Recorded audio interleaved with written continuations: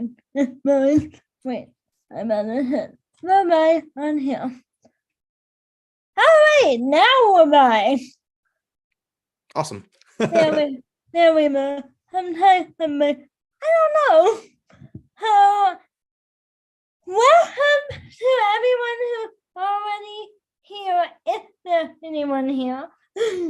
I never know. But I'll wait. There's no people yet. Did I wait? That's okay. There's always the replay, right? Oh, yeah. Okay. Sorry, I'm so new to this. You're fine. But welcome everybody. Today I have my baby back on the channel. So welcome. Thanks. Yeah, I'm glad that we you invited me to participate. I had Raylan in here too, but she was starting to get tired of sitting in her chair, so I had to go lay her back down in bed. Yeah, I don't blame her. Yeah. Having me after sitting during the Monday or anything like that too. But I recently happened to I'm a member of their channel and we are on my team. I don't know when you did that, but a couple of months ago you were talking about what people with disability can do.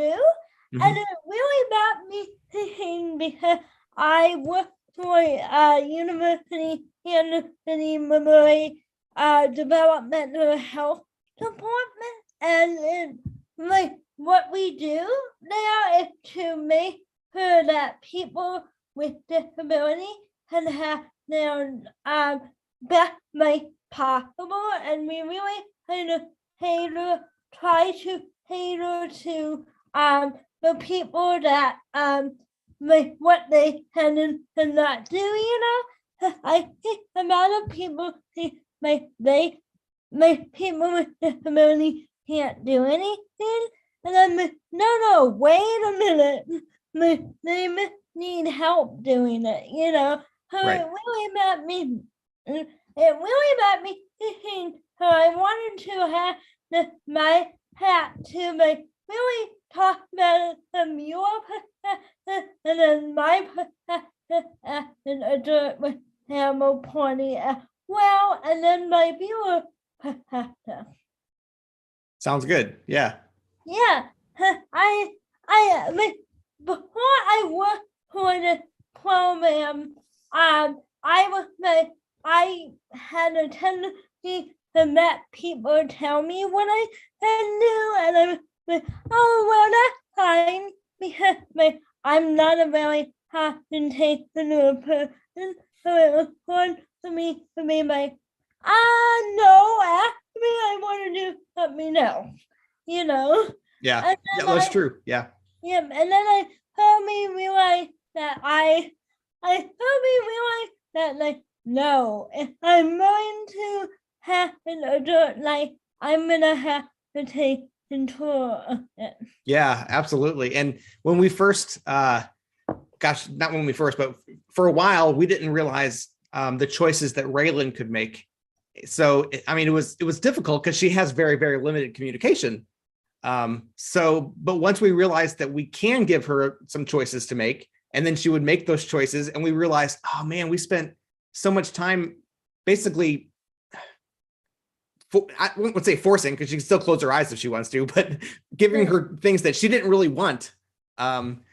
And that made us feel bad a little bit, but at the same time, we're also grateful that we were able to learn what she does like. So yeah, I think everybody can do anything, can do whatever is within their realm of capabilities of doing. So everybody can make those kinds of choices. And even someone who doesn't have it severe women, it is hard for my parents, or it was hard for them to. Oh, did the audio go out? No, I didn't hear a question. I'm sorry. What did you say? Oh, I was gonna say, even for me,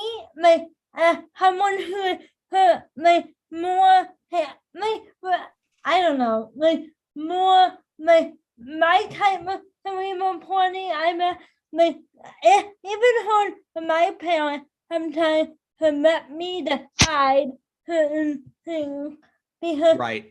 they just don't want. It's hard because you don't want anything to happen that could be bad or not not the best decision.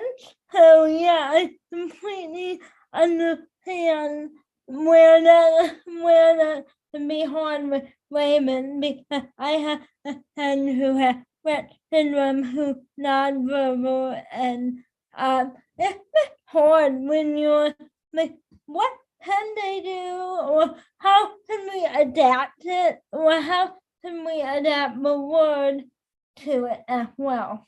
Right, exactly. And I don't know how much your audience knows Raylan, but my daughter Raylan has and you have this too, is what you said, right? Spastic quadriplegic cerebral palsy. Mm-hmm. And of course, there's varying degrees in terms of the limitations there, or the how severe it is in each person's case. So for my daughter, her severity is basically such that she can't walk or crawl or really use her limbs to do anything. She can't pick things up.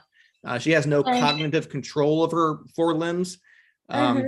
So that basically means that when a lot of people look at her, they think, well, she can't do anything. But that's simply not true. She can't do anything with her limbs, but she can still think. She can still make choices. One of the things that we talk about a lot is that one of the things that she does is that she actually provides jobs for people. Like we have nurses and therapists and teachers who come into our home and work with her, and they would have less on their she provides income for people just by being herself. So that's something that she does. Yeah, and that's a funny point to me as well, because I don't know, like I don't know if you've seen my Instagram or not, but so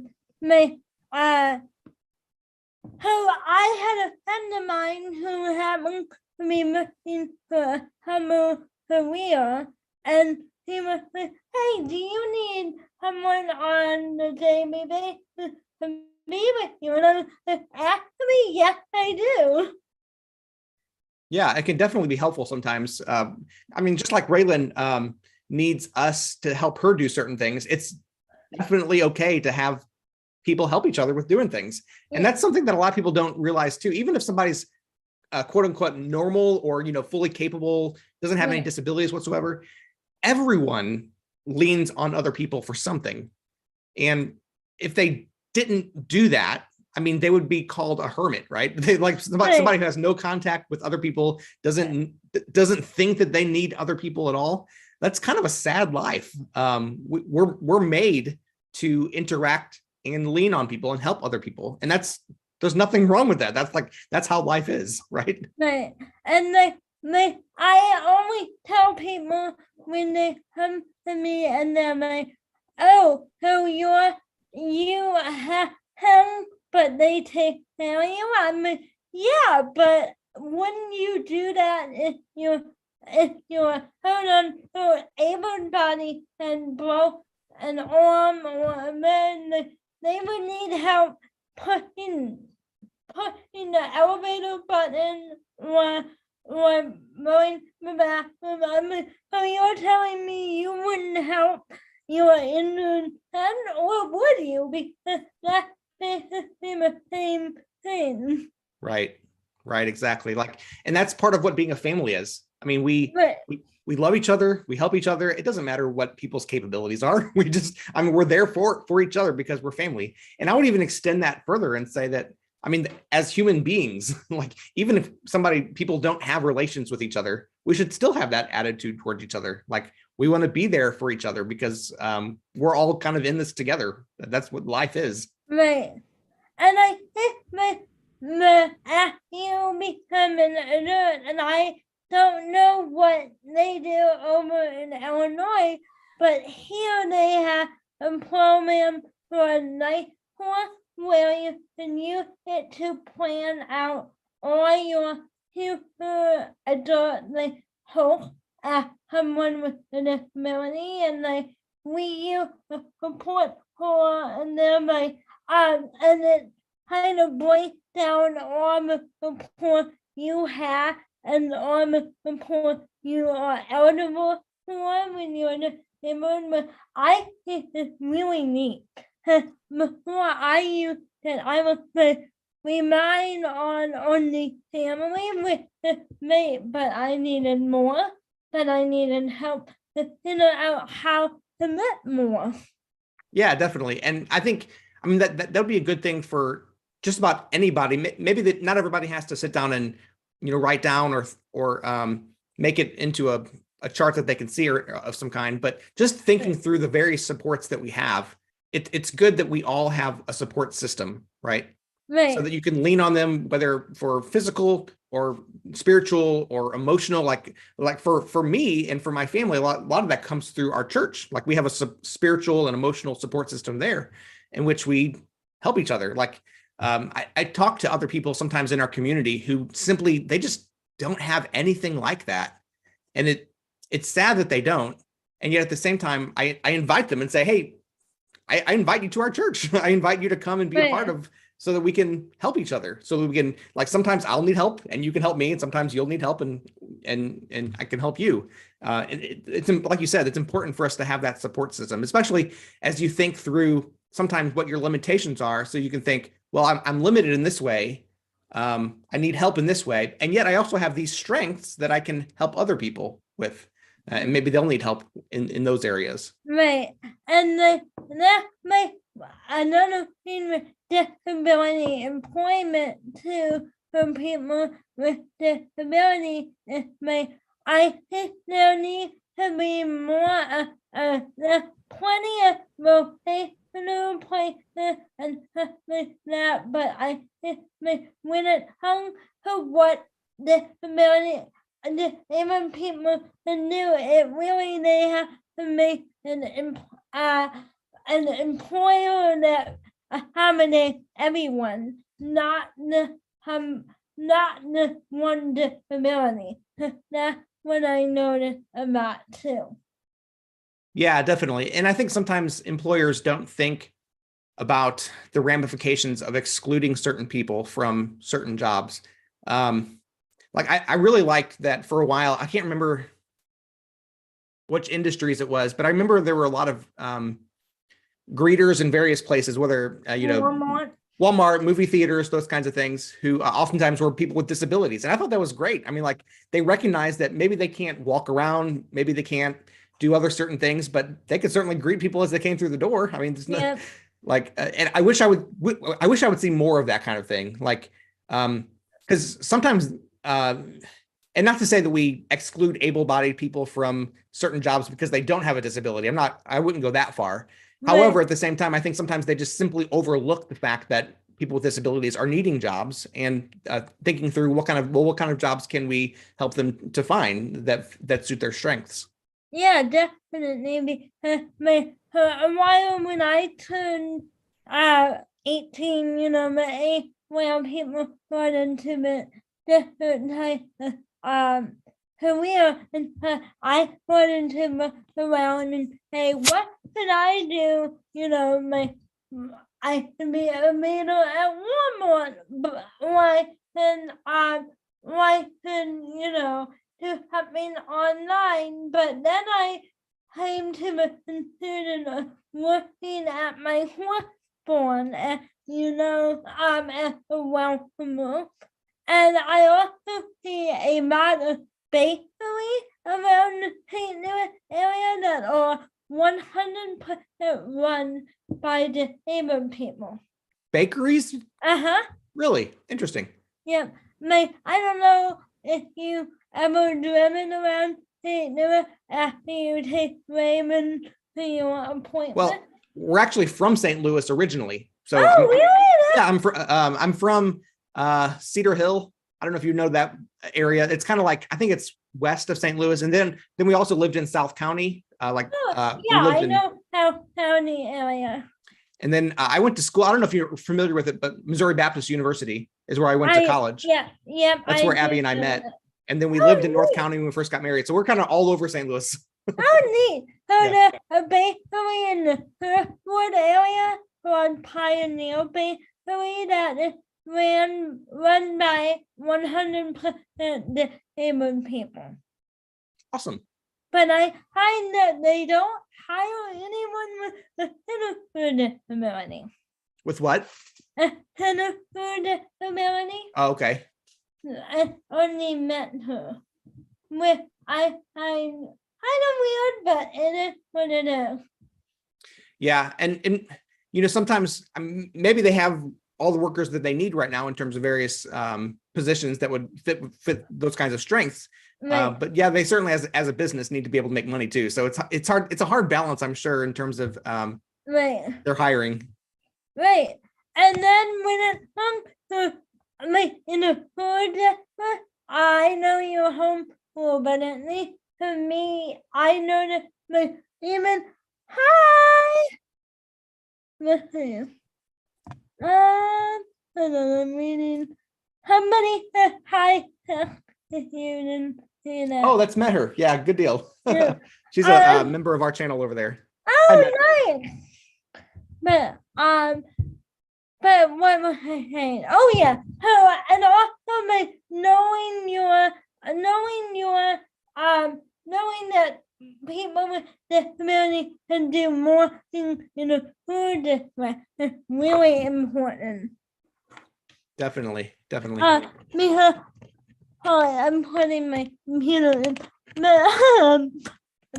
I noticed that like in my high school they kind of put everybody in one, and they were all doing it in this one area, and I was like, no.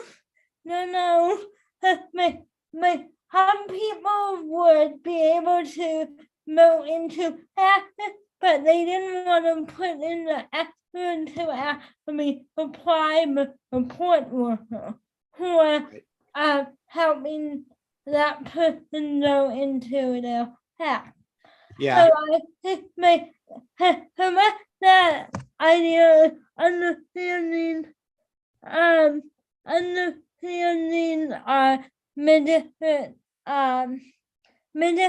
things that you can integrate into your classroom for different abilities. Yeah, definitely. And I would say also that like when you factor in various with Raylan, for example, like she's never going to get a job like a job. She's just not. Right. But recognizing her limitation in that area doesn't mean that she's not productive in society in a way.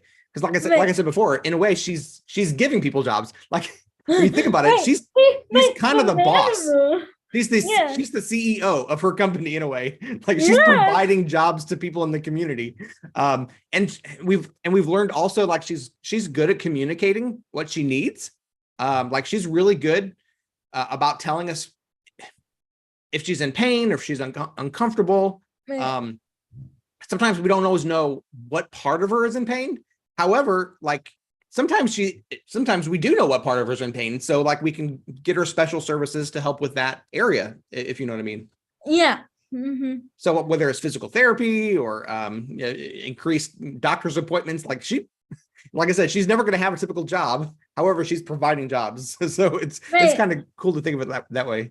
Right. Well, I know people are providing happiness, and that's where YouTube come in too, or any type of media too, because he's using her platform to help everybody else her life. Therefore, he's educating the world about her disability. Right, definitely. Yeah, she's a YouTuber. Yeah, he's an influencer. Yep, definitely. But yeah, and the neat thing about social media influencers, some people say like the disabled community use their disabled family members to make money on YouTube, and I'm like, yeah, maybe some people do, but most people don't, Yeah, and I would say most people also times just don't try to the point of knowing if it's possible or not. I've mentioned before, I'm a pastor, and I get a lot of people who in our community are just asking for money, handouts for money. And, you know, as a pastor in a church, we want to help them. However, as you start talking to a lot of these people, they just simply don't want to help themselves, like at all. They Right. say they make an excuse after excuse after excuse of why they can't work, why they can't get a job. And like you said, in the age of social media and the internet today, I mean, at least there's people who are just, I mean, making money from their basement in their mom's house, you know, whatever it is. But you have to have the mentality of it's possible. Like, as you said already, Raylan is a YouTuber. Now, she wouldn't have this platform if not for me to, you know, edit all these videos together and film and all that stuff. But the fact is that even though she is spastic quadriplegic cerebral palsy, she's still like providing jobs, providing hope, providing joy to people. And there's so many people who are able-bodied who just think that they have nothing to contribute to society. And I'm just thinking, where do you come to that conclusion? Like, you have something to contribute, no matter who you are. You can do something. Right. And like you can also, if you don't want to put a platform or whatever, you can find somebody who actually needs the help and need you to contribute to their, business plan, organization, whatever. Yeah. And you also don't have to be paid for doing it, volunteering and more too. Oh, definitely. Yeah. Volunteering is definitely, and like you said, even if you're not paid for it, but there's something to be said in terms of volunteering, because like you said, there's going to be people who they need to help regardless. And, money, while we need money to live, right? We can't just like not have food on our table and that kind of thing. Right. We also just need to support each other and love each other. And even if there's no financial motivation for what a person does, that's contributing by supporting other people who, and there's going to be a give and take there. So like, if you're supporting other people, even if you're not getting paid, they're going to also help you in your time of need. So helping each other is definitely important.